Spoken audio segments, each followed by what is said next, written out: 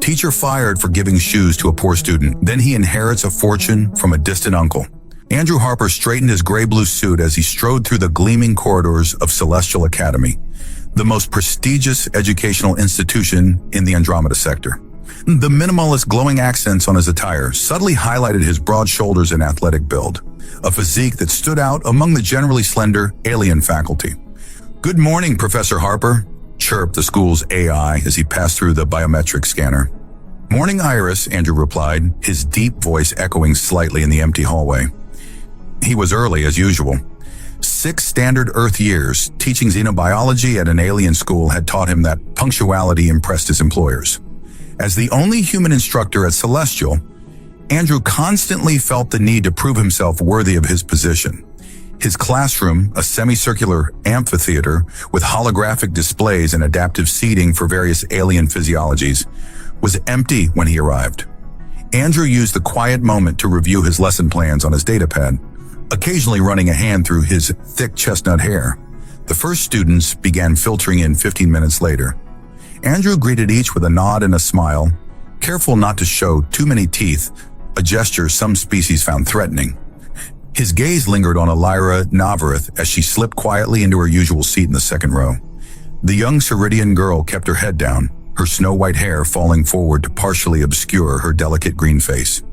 Her large, expressive gray eyes darted nervously around the room before settling on her desk. Andrew frowned slightly as he noticed her shuffling gait and the way she tucked her feet beneath her chair. "Those damn shoes again," he thought. For weeks, he'd observed the deteriorating condition of Elira's footwear. The standard-issue school shoes were practically falling apart, held together with what appeared to be adhesive tape and sheer determination. It wasn't just a matter of appearance. Ceridians had particularly sensitive feet, and inadequate footwear could cause them genuine pain. Today we'll be discussing the evolutionary adaptations of carbon-based life forms in methane-rich environments. Andrew began once the class was full. Please access Chapter 7 in your neural interfaces. As the students complied, Andrew noticed Principal Dreth hovering outside the classroom door, his pale green skin looking particularly sallow under the artificial lighting. The principal's perpetually gloomy expression seemed even more pronounced as he observed Andrew's class through narrowed eyes. After class, Andrew called Elira to stay behind. She approached his desk hesitantly, her worn shoes scuffing against the polished floor. "Yes, Professor Harper?" Her voice was soft, melodic, with the slight harmonic undertone characteristic of Ceridians. "Elira, I've noticed you've been struggling to concentrate lately. Is everything all right?" She shifted uncomfortably. "Everything is fine, Professor." "Your academic performance has dropped significantly this quarter," Andrew pressed gently. "If there's anything affecting your studies..." "It's nothing really." But her eyes flickered downward, and Andrew followed her gaze to her tattered shoes. After a moment of silence, Elira sighed. "My grandparents, they try their best. But since my parents died in the transport accident last year..." She trailed off, blinking rapidly. Andrew felt a pang in his chest. "I'm sorry, Elira. I didn't know." "It's okay, we manage. Grandfather still works at the spaceport, but his health isn't good. And with the medical bills..." She straightened her shoulders. "I should go. I'll work harder on my assignments, Professor." As she turned to leave, Andrew made a decision that would change both their lives forever. "Elira, wait here a moment." Andrew retrieved a package from his office adjacent to the classroom. He'd purchased it weeks ago after first noticing her deteriorating footwear, but had hesitated to give it to her, aware of the cultural complexities and potential misunderstandings. "These might help," he said, handing her the elegantly wrapped box. Elira looked confused but carefully opened the package. Inside lay a pair of silver shoes, designed specifically for Ceridian anatomy. Simple but elegant, without the gaudy neon or tech embellishments popular among her peers. Her gray eyes widened. "Professor Harper, I can't accept these." "You can and you will," Andrew said firmly. "Consider it an investment in your education. It's hard to focus on xenobiology when you are in pain." Tears welled in her eyes. "Thank you, I don't know what to..." The classroom door hissed open, cutting her off. Principal Dreth stood in the doorway, his dark eyes moving from Andrew to Elira to the silver shoes in her hands. Professor Harper, Dreth's voice was cold as space itself. My office. Now. Principal Dreth's office was a monument to sterile efficiency. No personal items, no decorations, just sleek metallic surfaces and holographic displays showing student performance metrics. Andrew stood at rigid attention as Dreth circled him like a predator, the principal's footsteps unnervingly silent on the polished floor. Do you understand what you've done, Harper? Dreth finally spoke, his voice carrying that distinctive Ceridian harmonic undertone, though lacking any of the musicality that made Elira's speech so pleasant. I helped a student in need, Andrew replied evenly. Elira's shoes were causing her pain, affecting her studies. Dreth's face contorted with disgust. You humans and your misguided compassion. He spat the last word as if it tasted foul. You violated at least 7 sections of the Faculty Conduct Code. Which sections exactly? Andrew challenged, feeling heat rise in his chest. Dreth's dark eyes narrowed. Section 12, inappropriate gifting. Section 23, establishing personal relationships with students. Section 47, undermining the authority structure of... With all due respect, Andrew interrupted, none of those apply here. I provided educational support to a student whose physical discomfort was hindering her learning. There was nothing inappropriate about it. You don't decide what's appropriate at Celestial Academy, human. Dreth's voice dropped to a dangerous whisper. I do. The principal tapped his wrist device. Attention all faculty and the students. Report to the central auditorium immediately for an emergency assembly. Andrew's stomach dropped. What are you doing? Dreth's lips curled into what might have been a smile on a human face, but looked more like a grimace on his. Teaching a lesson about boundaries that this entire institution will remember. 20 minutes later, Andrew stood on the auditorium stage, facing nearly 1,000 alien faces. Students from all years and faculty from every department filled the tiered seating. In the third row, Andrew spotted Elira, her face ashen, the silver shoes nowhere to be seen. Celestial Academy has maintained the highest standards of educational excellence for over 3 centuries, Dreth announced, his voice amplified throughout the vast space. Those standards are upheld through strict adherence to our code of conduct. The principal gestured toward Andrew. Today we address a serious breach of that code. Professor Harper has engaged in inappropriate behavior with a student, violating the sacred trust between educator and pupil? Murmurs rippled through the audience. Andrew clenched his jaw, feeling his pulse pound in his temples. The human concept of charity may be acceptable on Earth, Dreth continued, but here at Celestial, we maintain professional boundaries. We do not single out students for personal gifts. We do not undermine the dignity of our pupils by highlighting their economic circumstances. Andrew stepped forward. May I speak? You may not, Dreth snapped. Your employment has been terminated, effective immediately. Security will escort you to collect your personal effects. The auditorium fell silent. Andrew looked out at the sea of alien faces. Some confused, others uncomfortable, a few nodding in agreement with Dreth. His gaze found Elira again, tears streaming down her green cheeks. Something snapped inside Andrew. 6 years of carefully navigating alien cultural norms, of swallowing his pride, of being the token human who had to prove his worth. It all boiled over. No, he said, his voice carrying even without amplification. Dreth turned, genuinely surprised. Excuse me? I said no! Andrew stepped to the center of the stage. I will not be escorted anywhere. I will not be silenced, and I will not apologize for showing basic human decency. He addressed the audience directly. A student was in pain. I helped alleviate that pain so she could focus on her studies. If that violates your code, then your code is flawed. This is precisely why humans are considered too emotionally unstable for positions of authority in civilized society, Dreth hissed. Security. 2 burly Taurian security guards approached the stage, their blue-tinged skin rippling with muscle beneath their uniforms. Andrew stood his ground. Before I go, I want every student in this room to know something. There is no shame in compassion, there is no weakness in kindness, and there is absolutely nothing inappropriate about helping someone who needs it. The security guards reached the stage, flanking Andrew on either side. Professor Harper has demonstrated the primitive human inability to separate personal feelings from professional responsibilities, Dreth announced. Let this serve as a cautionary example to all. As the guards escorted him from the stage, Andrew caught sight of something unexpected. Several students and even a few faculty members were watching him, not with disgust, but with something that looked remarkably like respect. Outside the auditorium, away from prying eyes, one of the Taurian guards leaned closer. For what it's worth, he rumbled in his deep voice. My daughter is in your class. She says you're the best teacher she's ever had. Andrew nodded, a lump forming in his throat. Thank you.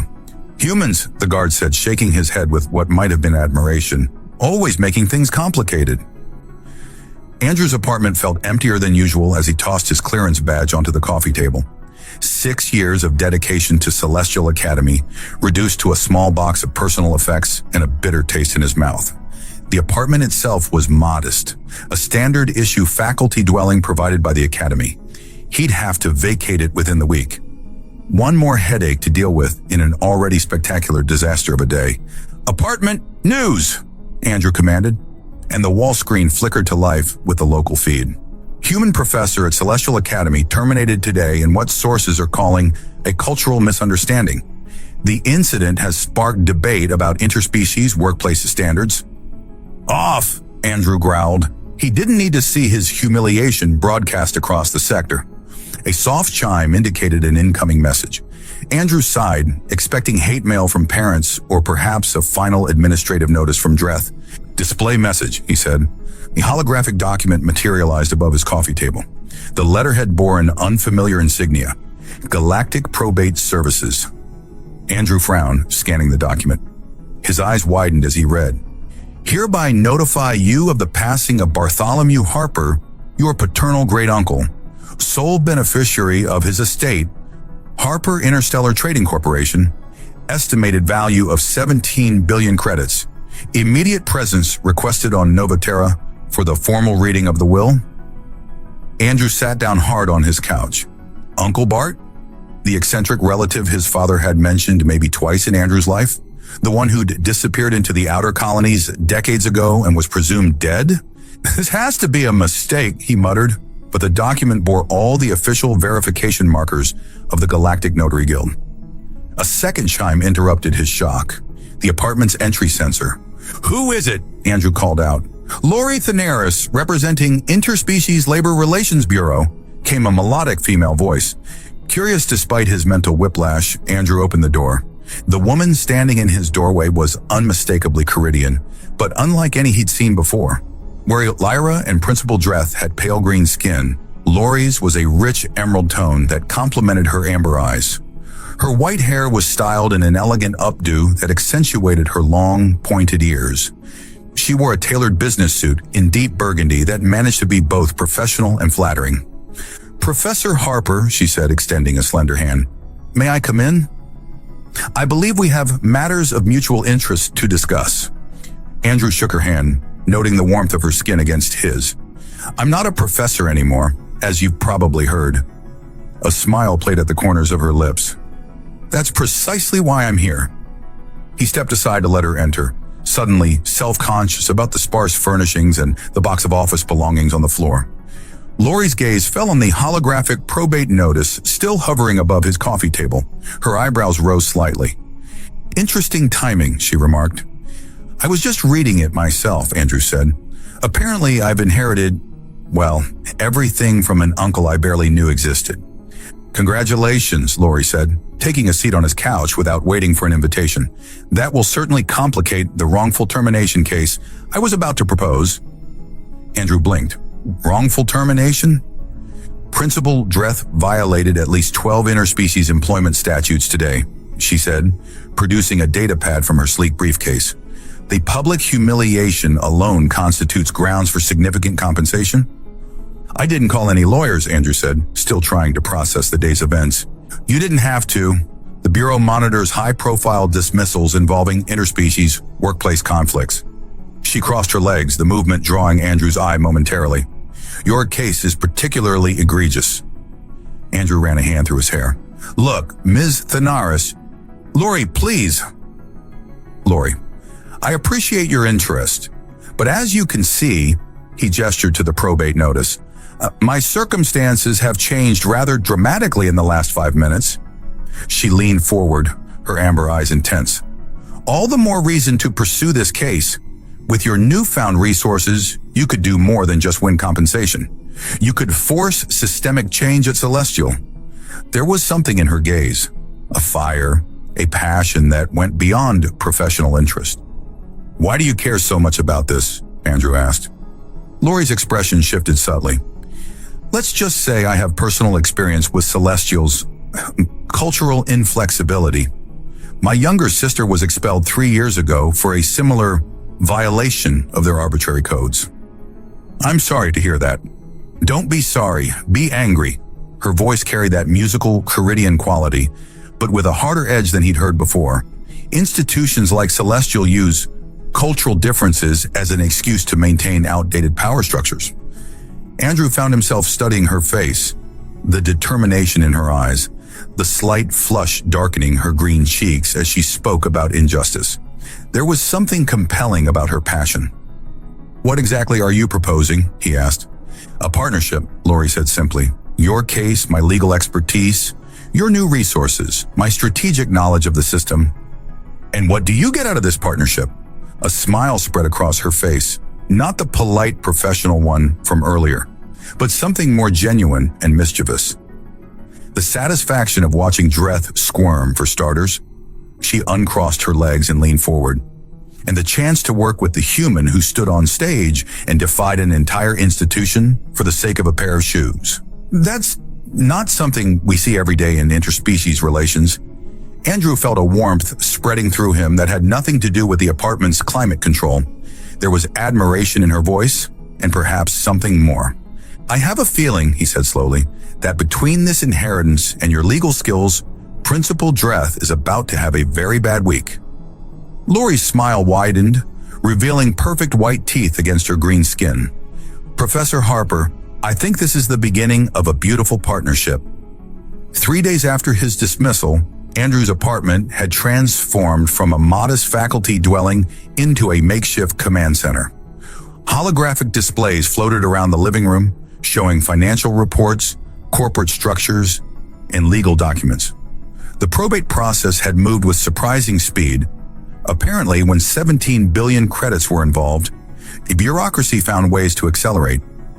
Andrew stood before the largest display, studying the complex ownership structure of Celestial Academy. Lori sat cross-legged on her couch, her amber eyes focused on her data pad as she scrolled through shareholder information. Celestial is owned by Educational Ventures Incorporated, she said, which is 43% owned by Galactic Learning Systems, which is in turn controlled by Andromeda Holdings. Andrew nodded, tracing the connections with his finger. And Andromeda Holdings has been trying to acquire shipping routes in the Proxima sector for years. The same shipping routes that Harper Interstellar has exclusive rights to, Lori finished, looking up with a smile that made Andrew's pulse quicken. Their eyes met across the room, and for a moment, the corporate machinations faded into the background. Over the past days, they'd fallen into an easy rhythm of collaboration, their minds seeming to operate in perfect synchronicity. But there was something else developing between them. A tension that manifested in lingering glances and casual touches that felt anything but casual. The apartment's entry sensor chimed, breaking the moment. Were you expecting someone? Lori asked, straightening her posture. Andrew shook his head. Apartment. Identify visitor. Visitor identified as Elira Navareth, student at Celestial Academy, the system responded. Andrew's eyebrows shot up. Let her in. The door slid open to reveal Elira, looking smaller and more vulnerable than she had at school. She wore a simple civilian outfit, a pale blue tunic over dark leggings, and clutched a small package to her chest. Her eyes widened when she saw Lori. I'm sorry, Professor Harper. I didn't know you had company. I can come back later. It's just Andrew now, he said gently. And please come in. This is Lori Thanaris, my legal advisor. Lori nodded a greeting, her professional demeanor returning seamlessly. Elira stepped inside hesitantly, her gaze darting between the holographic displays. "I wanted to return these," she said, holding out the package, "and to apologize. What happened to you was my fault." Andrew took the package, already knowing what it contained. "The shoes aren't the reason I was fired, Elira. Principal Dreth was looking for an excuse. But if I hadn't accepted them, then you'd still be in pain, and I'd still have been fired for something else eventually." Andrew placed the package on a side table without opening it. Humans tend to clash with rigid authority structures. It was bound to happen. Elira's eyes filled with tears. "The other students are saying terrible things about you, that you were inappropriate with me. I tried to tell them it wasn't true, but Principal Dreth threatened to expel anyone who defends you." Andrew felt a surge of anger, but kept his voice calm. "That's exactly why systems like Celestial need to change." Elira finally seemed to register the holographic display surrounding them. "What is all this?" Lori and Andrew exchanged glances. "I've recently come into some resources," Andrew said carefully, "and I'm exploring options for the educational reform." Lori's lips quirked in a half smile at his understatement. "Resources?" Elira repeated, confused. "My uncle died and left me his company," Andrew explained. "It turns out he was quite successful. Successful enough to buy controlling interest in Celestial Academy's parent corporation," Lori added, her tone casual, but her eyes sharp as she gauged Elira's reaction. The young Ceridian's jaw dropped. "You're going to buy the school?" "Not exactly," Andrew said. "We're going to acquire enough shares to influence policy, to ensure that what happened to me doesn't happen to other teachers who show basic decency." Elira looked between them, her expression shifting from shock to something like awe. Is that even possible? "For a normal person? No," Lori said. "For the new CEO of Harper Interstellar Trading? Absolutely. The corporate takeover is just phase 1, Andrew explained, warming to the subject. "Once we have influence over the board, we'll implement new policies on financial aid, cultural sensitivity, and faculty autonomy. And remove certain problematic administrators," Lori added with a predatory smile. Elira's eyes widened. "You mean Principal Dreth?" "Let's just say his management style doesn't align with our vision for the future of education," Andrew said diplomatically, though he couldn't suppress a smile of his own. That's amazing," Elira breathed. She hesitated, then added, "But what about your teaching? Will you come back?" Andrew hadn't considered that question. He glanced at Lori, who raised an eyebrow, leaving the decision to him. "I don't know," he admitted. "Running Harper Interstellar will require a lot of attention, but I miss teaching already." "Perhaps a guest lecturer position," Lori suggested, "once the new policies are in place." Andrew nodded slowly. "I'd like that." Elira's face brightened. "The students would be so happy. Well, most of them." "And what about you, Elira?" Andrew asked. "How are things at home with your grandparents?" Her smile faltered. "The same. Grandfather's health is getting worse, and grandmother can barely keep up with the bills." Andrew made a mental note. Phase 1 was taking over Celestial. Phase 2 would be ensuring Elira and her family never worried about money again. "I should go," Elira said, glancing at the time display. "Curfew is in 30 minutes, and Principal Dreth has been especially strict lately." "I'll have my driver take you," Andrew said, tapping his wrist communicator. The perks of sudden wealth were still strange to him, but he was learning to use them when helpful. As Elira turned to leave, she paused. Andrew, thank you. Not just for the shoes, but for standing up for what's right." After she left, Lori moved to stand beside Andrew, their shoulders almost touching as they faced the holographic displays. "You know," she said softly, "when I first heard about the human professor who got fired over a pair of shoes, I expected someone idealistic but naive. I didn't expect this." "This?" Andrew asked, turning to face her. "Someone who sees injustice and doesn't just get angry about it, but actually has the will and now the means to fix it." Her amber eyes held his. "It's very human." The way she said human made it sound like the highest compliment. "Is that a good thing in your book?" he asked, suddenly very aware of how close they were standing.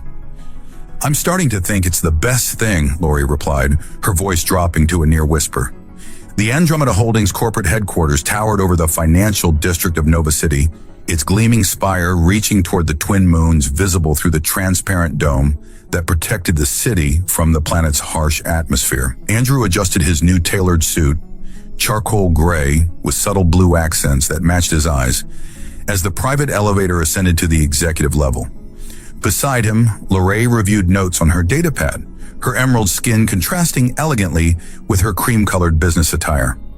Over the past week, they'd moved their operation from Andrew's apartment to the Novaterra offices of Harper Interstellar, working day and night on their acquisition strategy. Remember, Lori murmured as the elevator slowed, Director Threll will try to appeal to your human sensibilities. He'll claim educational traditions must be preserved. Andrew nodded. And I'll remind him that Harper Interstellar's shipping contracts with Proxima colonies are up for renewal next quarter. Lori's lips curved into a smile. You're learning fast for a former teacher. I had an excellent tutor, Andrew replied, holding her gaze until the elevator chimed their arrival.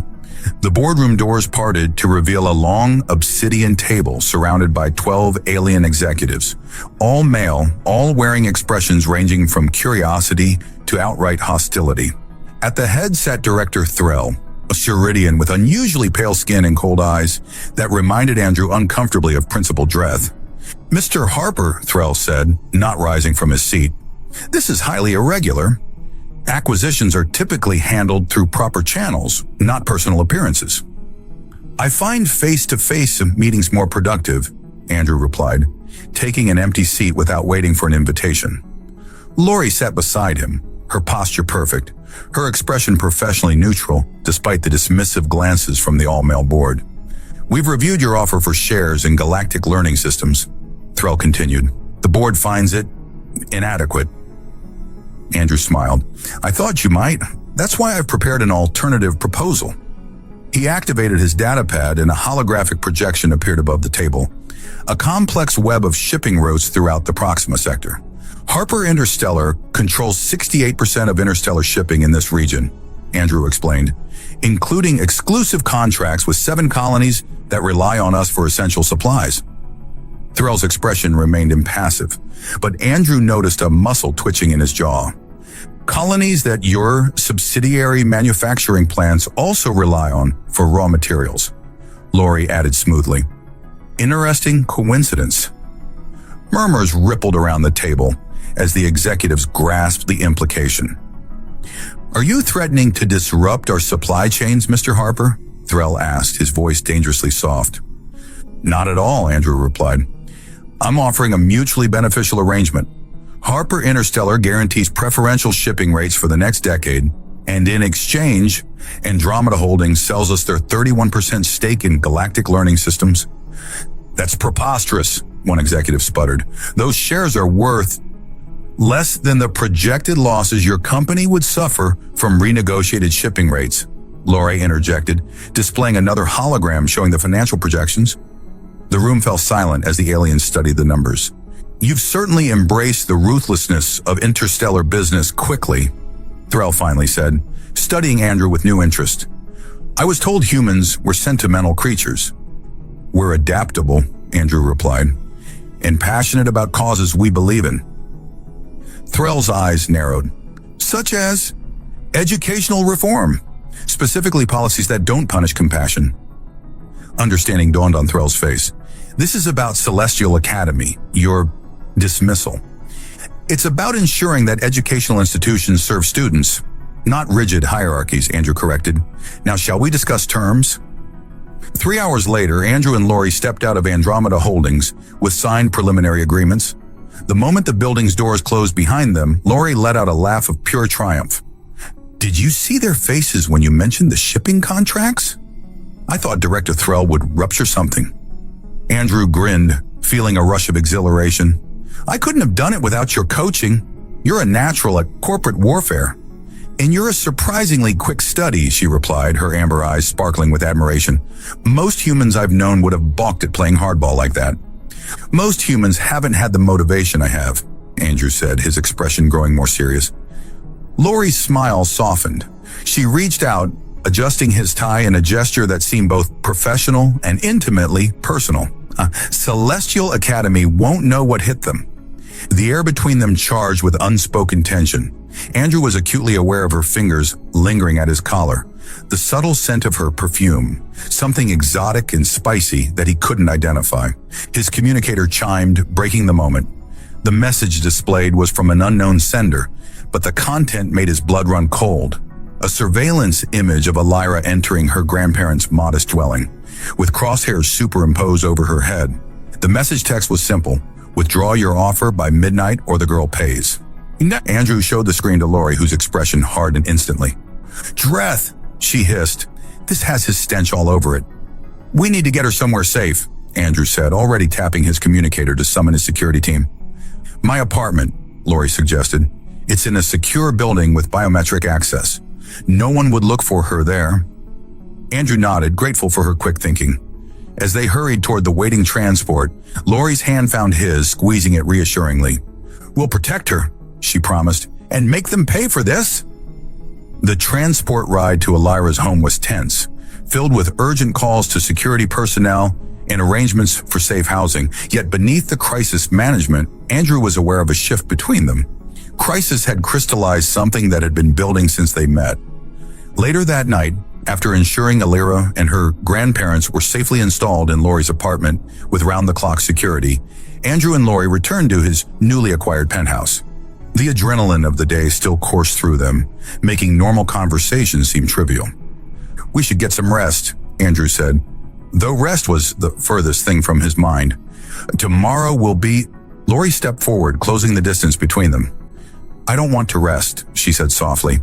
"Today I watched you outmaneuver a boardroom of the sector's most ruthless executives, then drop everything to protect a student who isn't even yours anymore."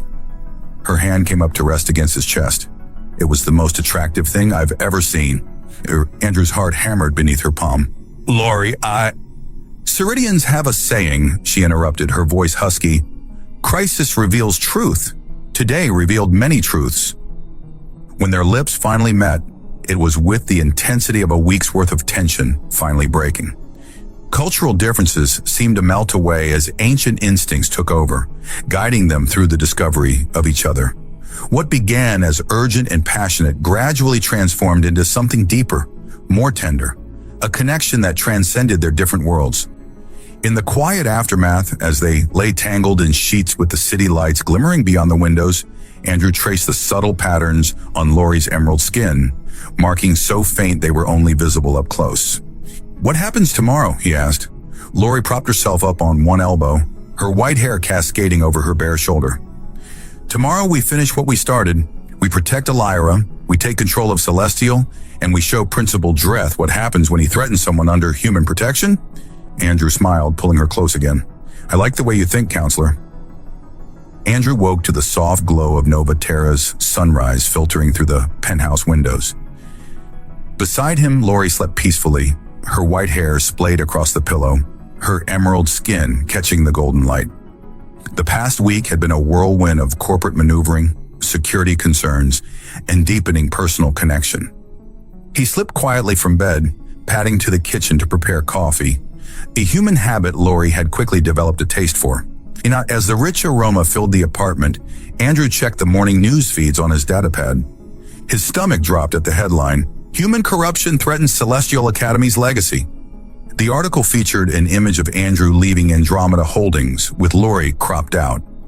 The text painted him as a ruthless Earth businessman attempting to dismantle cherished alien educational traditions for profit and revenge. Celestial Academy has maintained the highest standards of interspecies education for generations, Principal Dreth was quoted saying. "Now a human with no understanding of our cultural values seeks to impose Earth standards on our institution?" Andrew was still reading when Lori emerged from the bedroom, wrapped in a silken robe, her hair tousled from sleep. "What's wrong?" she asked immediately, reading his expression. He handed her the datapad. Her eyes narrowed as she scanned the article. "Classic Dreth," she muttered. "He's trying to rally public opinion against us before the takeover is complete." "It could work," Andrew said. "If enough people believe I'm trying to corrupt alien education, then we counter it. Lori said firmly, setting down the datapad to pour herself coffee. "We've been focused on the corporate angle. Now we fight in the court of public opinion too." Andrew nodded, but something about the article nagged at him. How did Dreth know about our meeting at Andromeda Holdings? That information wasn't public. Lori frowned, taking a sip of her coffee. "Someone on their board must have tipped him off." "Or someone closer to us," Andrew said carefully. Lori set down her cup. "What are you suggesting?" "I'm not suggesting anything. I'm just noting that very few people knew our exact movements yesterday." A flash of hurt crossed Lori's face. "You think I'm feeding information to Dreth? After everything?" Andrew moved to her, taking her hands. "No, but I think there's something you haven't told me. Something about why you're so invested in taking down Celestial Academy."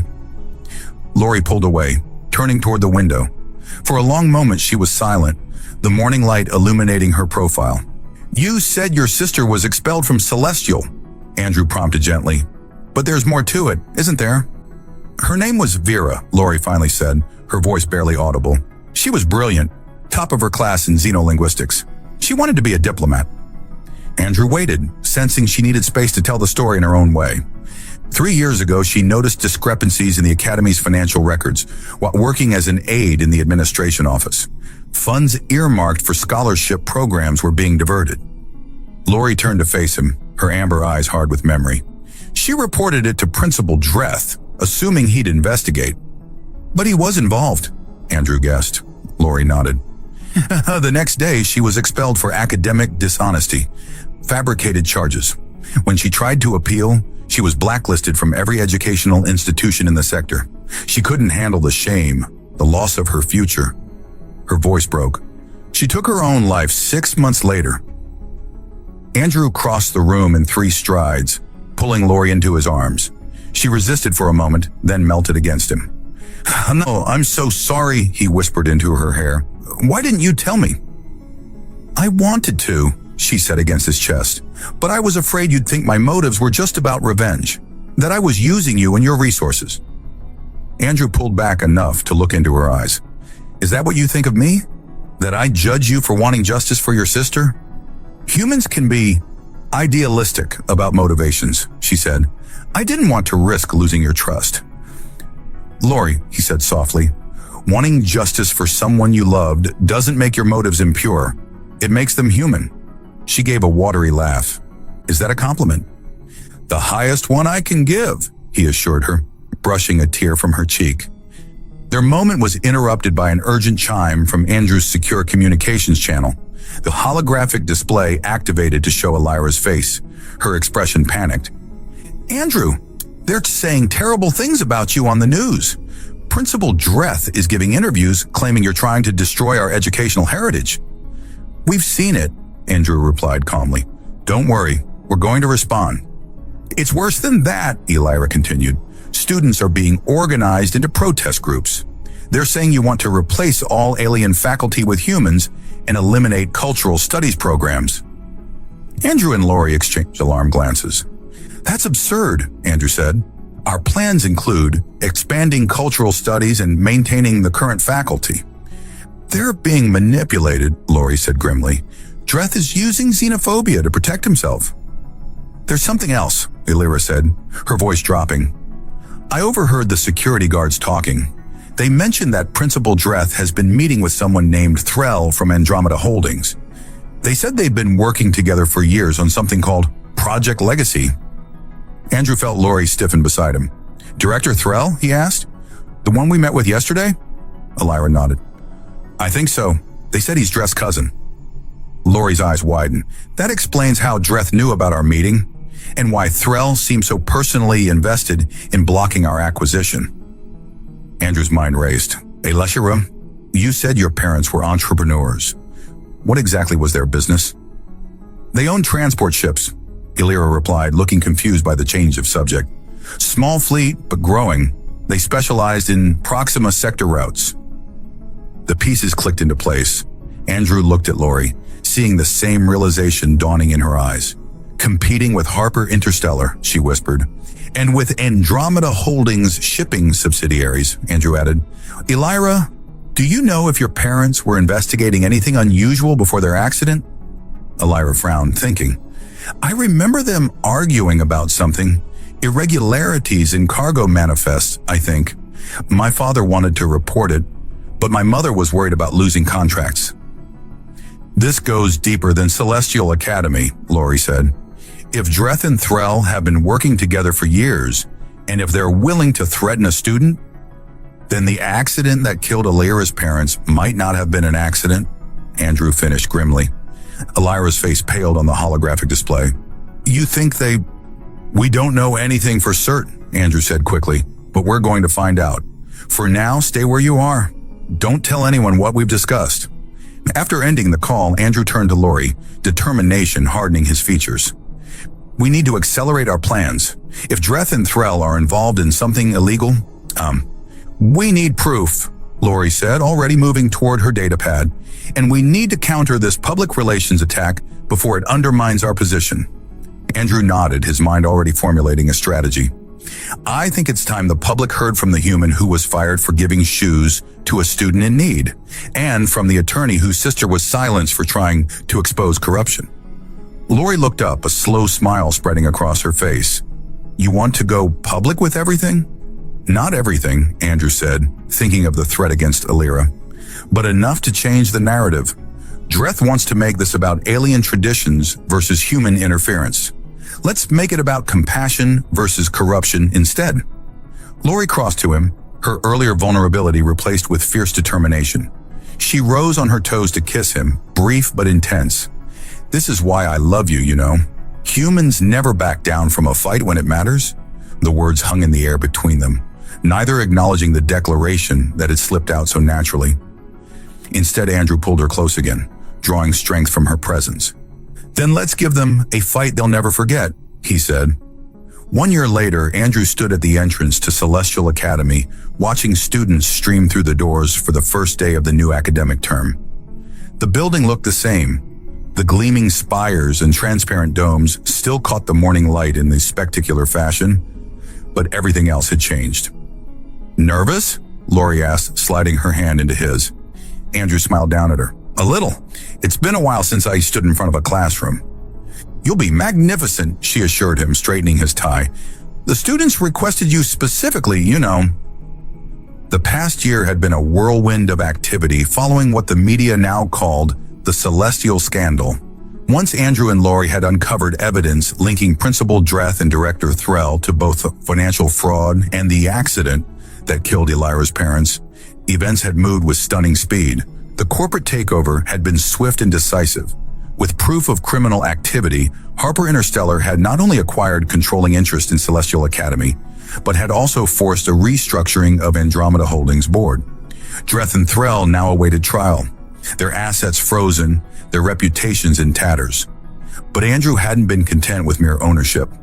After installing a reform-minded administrator, ironically the same Tarian security guard who had escorted him from the auditorium on the day of his firing, he had stepped back from direct control of the academy. Professor Harper, a familiar voice called out. Elira hurried toward them, no longer the timid student he remembered.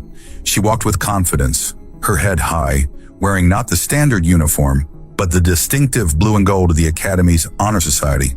And on her feet, Andrew smiled to see it, were the silver shoes he had given her, now complemented by a matching bag. I'm not your professor yet, Andrew reminded her as she reached them. The term doesn't officially start for another hour. Always the stickler for detail, Elira teased, then turned to Lori.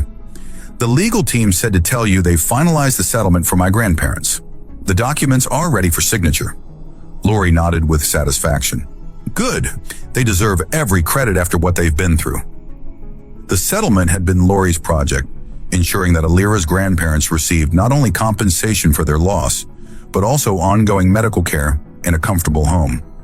The Harper Thanaris Foundation, established with a portion of Andrew's inheritance, now provided similar support to dozens of families affected by corporate malfeasance throughout the sector. Are you ready for your first day as a student mentor? Andrew asked Elira. She nodded eagerly. I've prepared orientation materials for all the scholarship students. No one will feel out of place or unprepared. The scholarship program had been Andrew's first initiative after taking control, ensuring that financial circumstances would never again prevent talented students from attending Celestial. Each scholarship recipient was paired with a mentor who had faced similar challenges, creating a support system that went beyond mere financial assistance. "I should get to the auditorium," Illyra said. "The new students will be arriving soon." She hesitated, then impulsively hugged both Andrew and Lori. "Thank you for everything." As she hurried away, Andrew felt a surge of pride. "She's going to change the world someday." "She already has," Lori pointed out. Her testimony was what finally convinced the board to implement the new ethics policies. They walked together toward the faculty wing, where Andrew's new office awaited. Unlike his previous small space, this one had a view of the campus gardens and a plaque on the door that read, "Andrew Harper, Professor of Interspecies Ethics and Cultural Exchange." "I still can't believe you turned down the presidency of Harper Interstellar to come back here," Lori said, though her tone suggested she understood perfectly. "The corporate world has its place," Andrew replied, "but this is where I belong, making a difference one student at a time." He had surprised everyone, including himself, with that decision. After the dust settled and the reforms were underway, he had appointed a capable executive to run his uncle's company while he returned to education. Not as an administrator, but as a teacher, albeit one with considerably more influence than before. "Beside," he added with a grin, "someone has to keep an eye on that fierce attorney who's been terrorizing corrupt executives across the sector." Lori laughed, the sound still sending warmth through him after all these months together.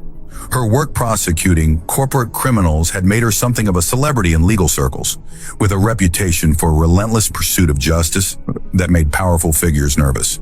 "Speaking of which," she said, checking her communicator, "the Galactic Ethics Commission wants me to testify next week about standardizing anti-corruption protocols." "Will that conflict with the dinner?" Andrew asked, referring to the charity gala they were hosting to raise funds for educational initiatives. "I'll make it work," Lori assured him. "I wouldn't miss our anniversary." The word hung in the air between them, laden with meaning. 1 year since they'd met, since a pair of silver shoes had set in motion, events neither could have imagined. Andrew pulled her into a quiet alcove, away from the bustle of the hallway. "I've been thinking about that," he said, suddenly serious. "Our anniversary—" "Oh?" Lori's amber eyes studied his face, curious. Andrew reached into his pocket and withdrew a small box. "I had this made on Earth," he said softly.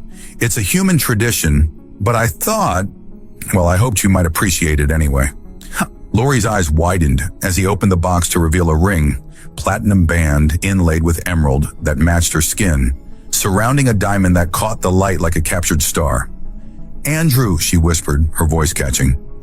"I know Ceridians have different customs," he said quickly, "and if this isn't appropriate, or if you'd prefer to follow your traditions instead." Lori silenced him with a kiss, fierce and tender, all at once. When she pulled back, her eyes were shining. "Yes," she said simply. "I haven't asked the question yet," Andrew pointed out, laughing. "Then ask it," she challenged, her smile radiant. He took her hand, sliding the ring onto her finger where it gleamed against her emerald skin. "Lori Thanaris, will you marry me? Human style, Ceridian style, any style you want, as long as we're together." "Yes," she repeated, pulling him close again. "All the styles, every tradition from both our worlds."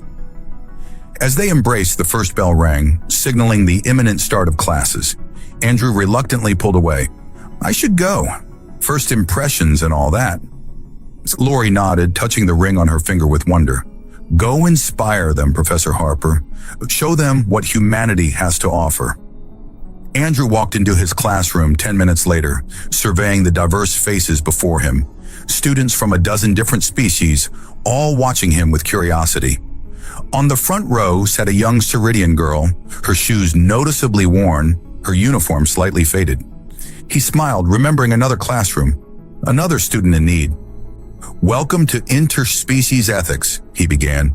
"My name is Professor Harper, and today we're going to discuss a concept that transcends cultural boundaries: compassion." As he spoke, he noticed the young girl shifting uncomfortably, trying to hide her worn shoes beneath her desk.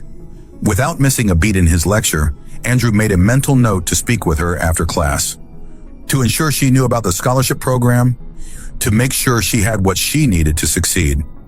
Some lessons he had learned were worth teaching no matter the cost.